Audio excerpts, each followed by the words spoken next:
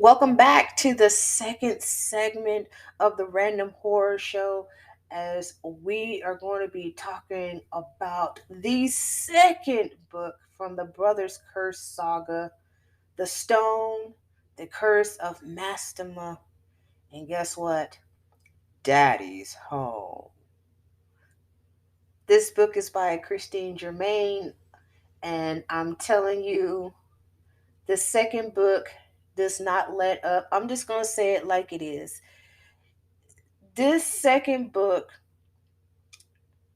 is actually the meat on top of the meat with the gristle and the tendons and everything else. It is the continuation of the first book, and I'm just letting you guys know, you big horror readers out there, you horror geeks, my horror nerds who love them some horror literature. Um, get ready for this ride. I'm telling you, this book not only snatches edges, lace fronts, toupees, kitchens, that even it even snatches your receding hairline. If you got a full head of hair, you better hang on to it as much as you can, because this is a non-stop second book that just woo. What I'm talking about, after I read this book, y'all, I had to go and smoke me a good ass blunt after this, because baby, I'm letting you know, and I'm warning y'all. I'm warning you. I'm warning you. You better sage yourself. You better read out of Psalms 23. Smoke you a good blunt. I'm sitting there smoking a cigarette right now because it done got me up like that. Just even by talking about it. This got my nerves going. this, this book is very unnerving. It don't stop. It's like, don't stop till you get it on. I'm telling you. But let's go in, and I'm going to read an excerpt out of this. And this is introducing you to Daddy's Home. Mastema. Mastema is an incarnate of evil. He is the first coming Lakuzuma flesh eating shapeshifter, the demon of disaster, and the father of all evil. Mastema resigned terror in the 18th century along with 24 of his loyal demonic entities. Arriving at Wicker Lane Cove, Mastema says, "Let all foolish humans listen and do everything that I tell them, because if none of them don't obey me, I shall not be able to exercise the authority of my will amongst humanity. Disobey me, and I will strip you from your flesh. Leave nothing behind but rotted organs, for they, the strong, are to be slaughtered and destroyed, while the weak are empty vessels and to be devoured by my powerful yet devoted shifters. As long as I am the conqueror on earth, the evil of mankind will always be great, Mastema." Our story starts off in Chicago, where Detective Simone and Theresa, are new characters in this second book, are very worried about their partner. Who is their partner? That will be Professor Michael Pierre, or Professor Pierre to be exact. He was the professor at Lakeview Falls University, teaching the demonology classes, which Trey really, really, really loved. So they hopped on the flight. They got down there to Lakeview Falls. So when they walk inside the house, to their surprise and horror of what they seen is the body of Michael Pierre on the floor, flayed, torn apart.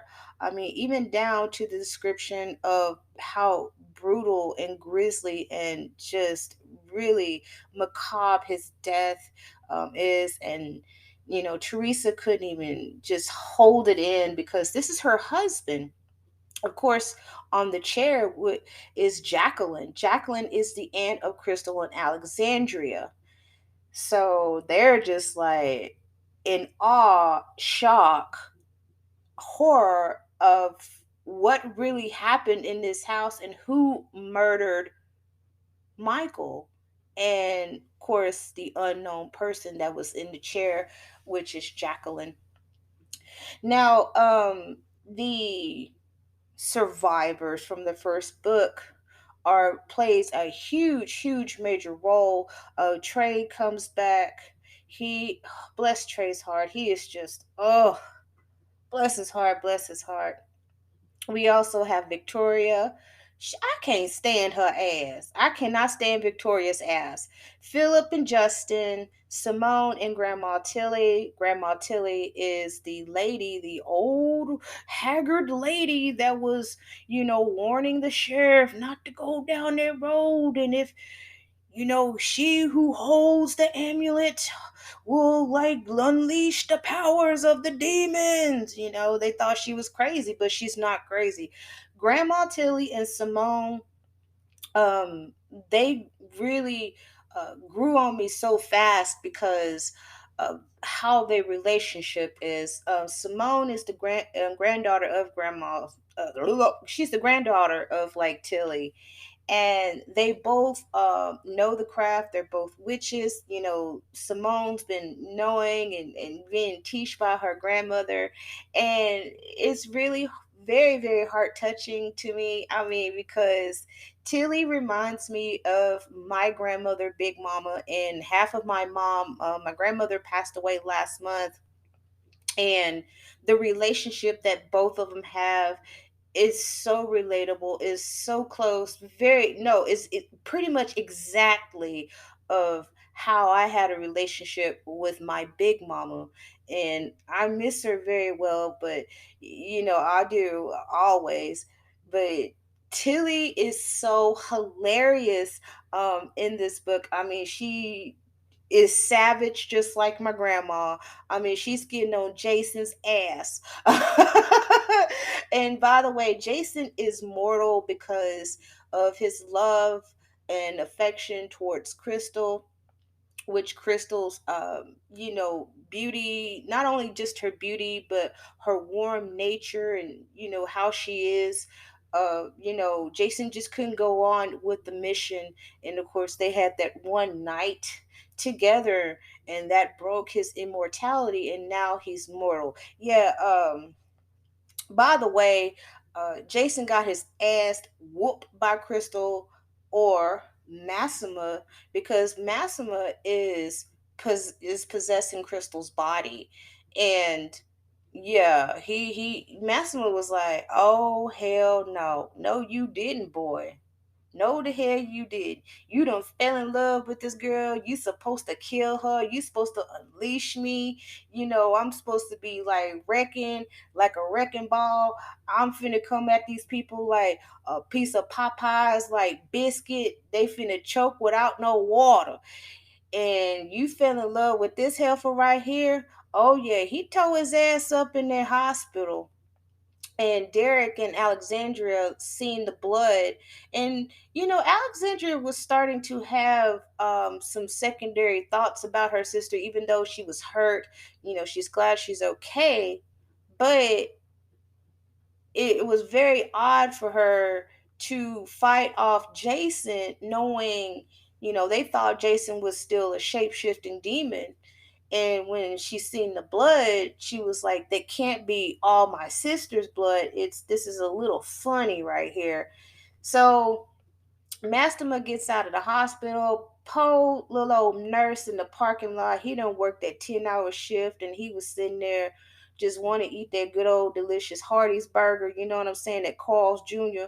Mastema just tore him up. Just tore him up. Poe baby. Poe man. So Crystal Massima has left the building. You know what I'm saying? So, Massima is like, yes, I got me a little fresh little old body. I mean, he does get a little bit little slightly aroused. He got no, I ain't gonna say slightly aroused. He did got very excited, like feeling all over Crystal's body, because he's like, female form. Ooh, he like sitting up there touching on her cookies and stuff and her boom booms and everything. But he was like, you know what? I'm kind of like tired of looking like a chick and everything, so I'm gonna go in and do.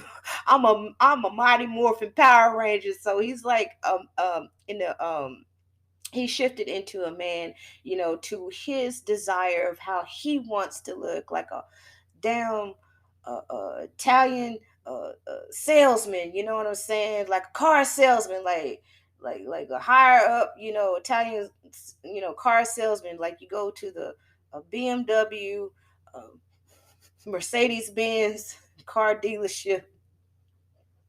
He looking like that. And hey, I'm gonna say it like this. I've seen some good looking dudes around my age, in they late 40s and like up in their little 50s and shit. And they got that slick back hair, got that little with the little curls and stuff like that. Just a little wave, just a little bit of a wave and everything else like that. Cause I mean, the way how Mastema was sounding, I was like, man, he sound pretty sexy as hell, you know what I'm saying? You know, get that grown man love. That's what I got thinking about. I was like, kind of turned on about a little Master, but he evil. He evil. He is super, super evil. But we also have two more characters. Cain is the son of Michael, who is deceased, and his mother Theresa. Mother Theresa. That's funny. Theresa, the detective. And Cain is a little special. He's a warlock. His father made sure that he is protected. He went to this 800-year-old sorceress, and this chick is bad to the bone. She is super bad to the bone. Book one introduces us to the bookkeeper when they went into the occult store, especially when Trey went to go look to retrieve this demonology book, with the demons. So he can make sure that Crystal doesn't fall, into the wrong hands and get killed. Well, that lady that gave Trey the book is actually, her name is Hilka when she's out in the world. But when she's back at Sadieville Creek, she is Vekla Vekgalina. I might have butchered that a little bit, but Vekgalia. Wow. But that's a name for an 800-year-old sorceress, a very powerful sorceress and everything. And she's been around for a long ass time with that name right there. But she is in Sadieville Creek. That's where all the weekends that have like moved out of Lakeview Falls, they go. They're about like 30 minutes outside of the town. They are hidden, amongst the outside world and things like that, because they don't want all their stuff to be discovered. Because they were already there in Lakeview Falls, but it was called Wiccan Cove. And then, when all Massima came and acted a damn fool and shit, before the town was changed into Lakeview Falls, they was like, no, that's okay. You know what I'm saying? So Hilka, or Vekgalia, has been overseeing the town. She knows what's going on. She's basically a badass witch, because Cain went in there and he was set tripping and shit, ambushed in our own house and stuff like that. She messed his ass out. I'm talking about she beat the brakes off of him. I'm talking about she whooped the cowboy shit out of his ass. And he know better. He know better. You don't be coming up in some 800-year-old sorceress house like that and ambushing her and throwing her against the wall and everything. That's her house. I swear on Crip, if he was in Texas, he come up in here in this house and everything, oh, he gonna catch some hot. That's all I gotta say.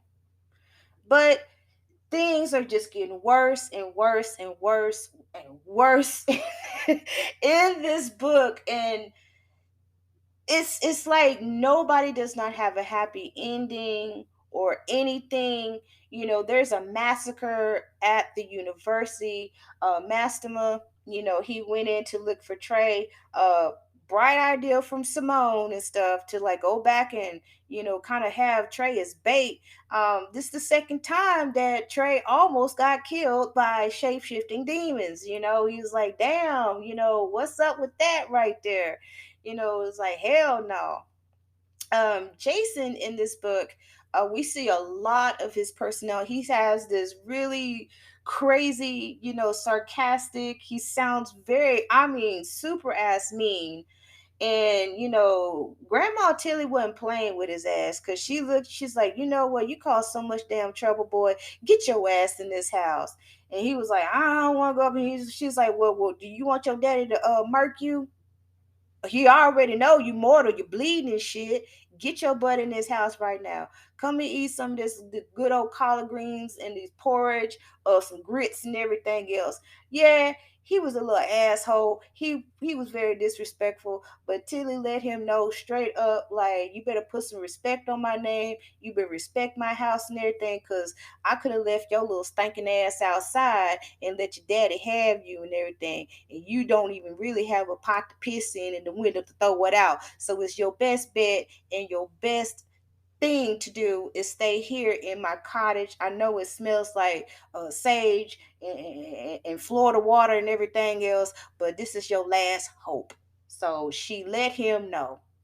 But throughout the whole story, people seeing Jason's humanity because he was just so concerned about Crystal. He did not want Crystal to be hurt. He wants to kill his daddy. He wants to make sure that his daddy suffers and not bring any more suffering and pain and torture, amongst the citizens in Lakeview Falls, but also not to take over the whole world. So with that change of heart right there, we see a bit of a softer side to Jason. And Jason finds out that Crystal is pregnant because Mastema and him met up at the diner. And Mastema like, yo, I gotta let you know, she carrying my grandchild. What you gonna say about that? You can't stop a damn thing. I'm gonna make her suffer. And this little old baby, what you got right here, seem like you making the same mistake like I did long time ago, having y'all two little twin nasty raggedy booty old crumb snatchers and stuff. Yeah, I killed your mama. I killed your mom and everything. What you gonna do about it?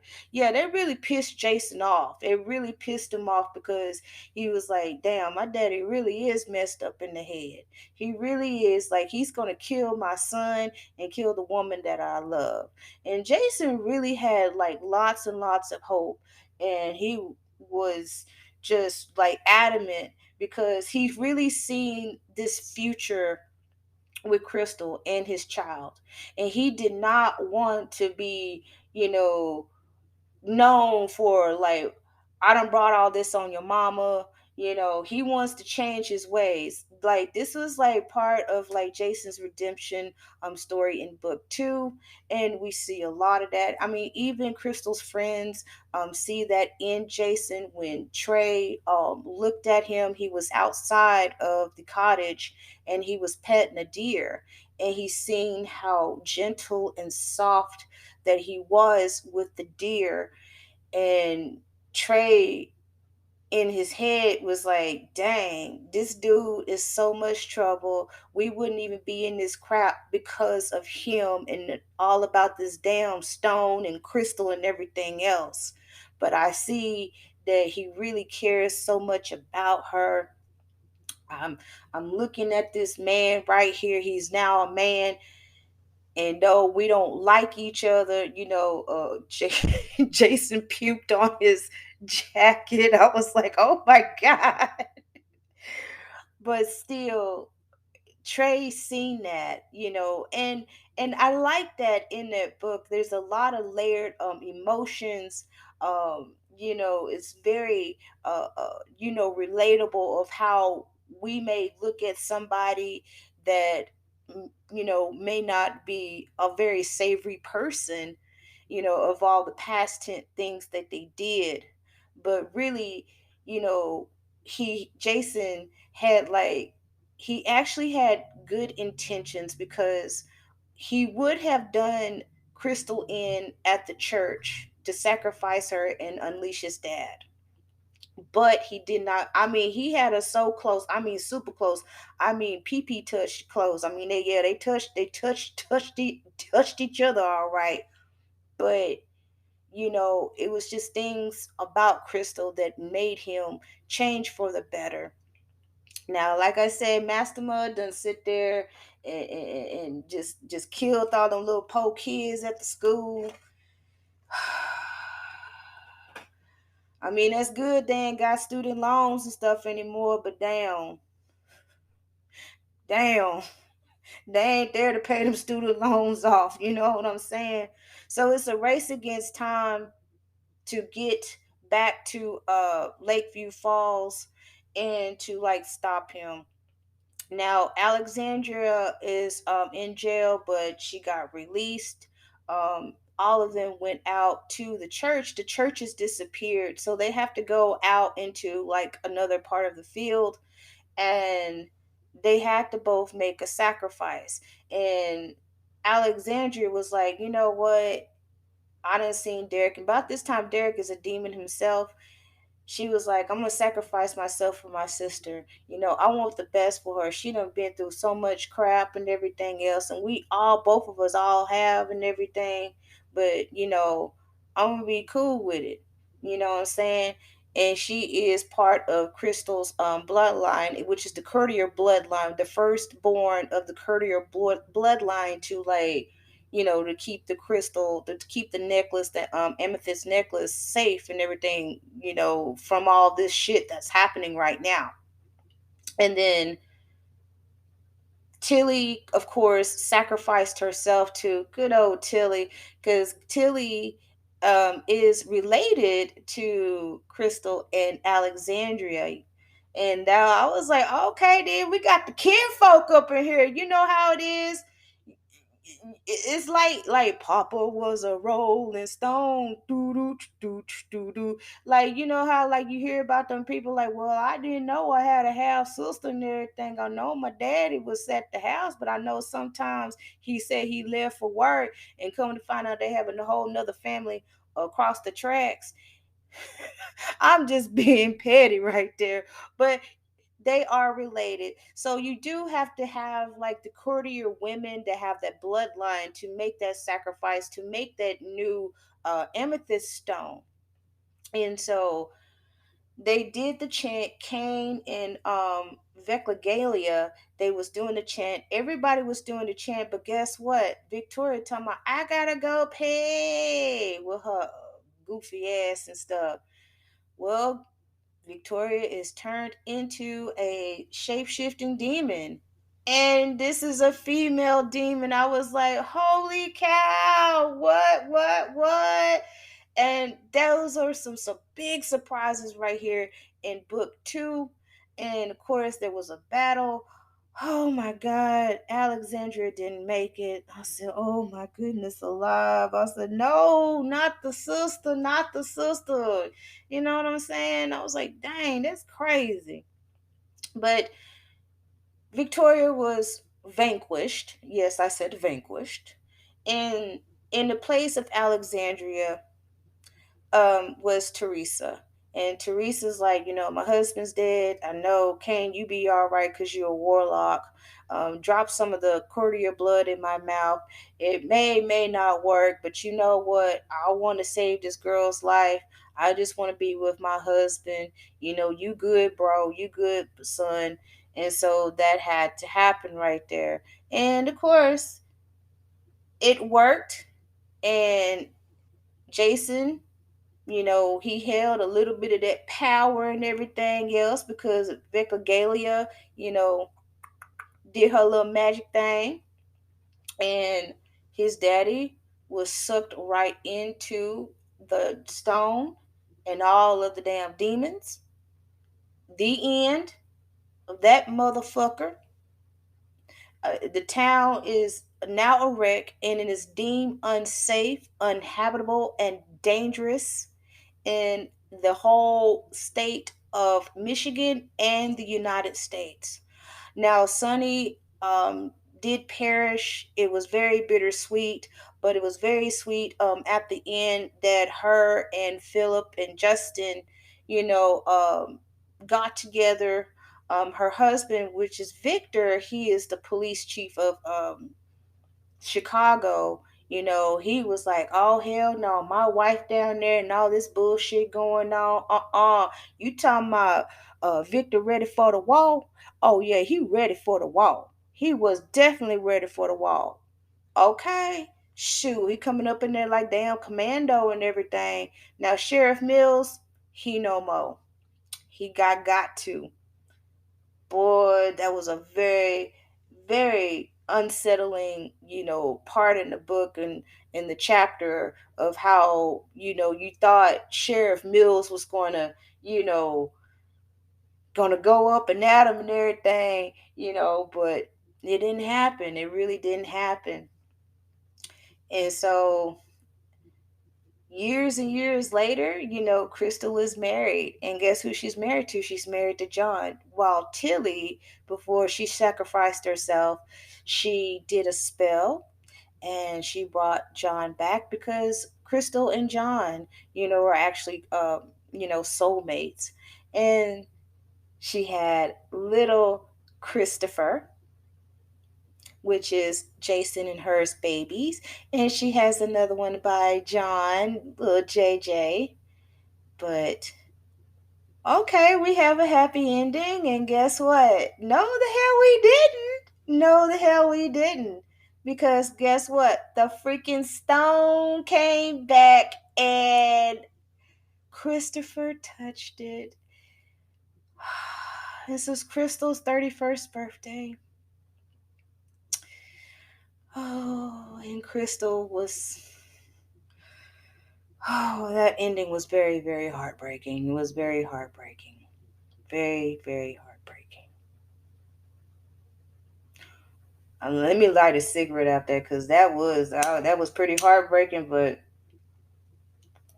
wow. Let me give me a moment. Let me drink me something because like I'm reliving the whole book in my head. It's like that. Okay. Let me regain consciousness. Let me regain consciousness. Woo! The Stone, The Curse of Mastema, Book 2 is nothing but twists, turns, has a lot of mystery, lot of gore, lots of blood, lots of demons, lots of everything that you can imagine. This book is just not for your light readers. I mean, you really have to be in the mind frame of this book. When you read the first book, it is the foundation of what's setting us up for the second book, and it just keeps getting worse and worse. A lot of them thought they have happy endings, but guess what? It still continues, and it continues on with Jason and Crystal's son, Christopher. My goodness. I mean, we have like so many just like deep layers of what these characters uh have always fleshed out. I mean, you have a lot of relation, with these characters, from relatives to friends, things like that. Trey, on the other hand, like I see my friend Crystal. Yeah, I have a friend named Crystal, and and she's like LBGTQ, and my relationship with her, and I was like, wow, this is like I'm Crystal, and then she's Trey, and they've been childhood friends. And I was like, wow, that's like me and Crystal, because we've been friends ever since ninth grade. I see that with grandmother Tilly and Simone. I see myself with that, especially with the beautiful special relationship that she has with her grandmother, passing down this magic, all the, you know, practitioner and things like that, and I felt, such a connection, a very strong connection like that, because my grandmother, she was in Hoodoo also. I mean, even down to where you have Sonie and, her father, their relationship is strange also. And I was like, damn, that sounds like my relationship with my father too. Me and my father is pretty strange also. I mean, it's a little weird, but we have a very estranged relationship, and I see him, and it's not great. I'm just letting you know. So you connect so much with these characters. You can feel their fears. You can fear. You feel their fears. You feel, their emotions through this. And Miss Germain like really created this beautiful, horrifying tale full of shapeshifter demons, love, excitement, friendships, people getting together, people dying, you see, all of this in this second book. And it's I wouldn't say heartwarming. It's heartwarming to see like those type of connections and those relationships that like all these people have with each other. But it's like you don't want these characters to like die. You don't want them to like fall on the wayside. And some of them do, and some of them die. But this is a book that is not for you not to think it's going to be a happy ending, and it really isn't, because guess what? Book 3 is called Christopher's Curse, and this is the continuation of Crystal down the road in her 40s. She has Christopher. There's some things that's going to be happening to Christopher also. Is he going to turn into and continue the legacy as the shape-shifting demon gargoyle or what? So I can't wait to read that one, but please do check out this second book, The Stone, The Curse of Mastema. It is damn sure a fucking page turner. Is a great ass read, and it's 5 like demon stars, 2 of them because I pulled some of my edges out and everything, but I'm good. So I put my castor oil on, so I'm good with that and everything. But other than that, thank you for listening to the Random Horror Show, and you can pick up your book on Amazon, Kindle, and hardback and paperback. And Miss Christine Germain is a hell of a black woman horror writer, and I have the pleasure of reviewing not just one, but the second book of hers. And thank you so much for listening. This is the Random Horror Show.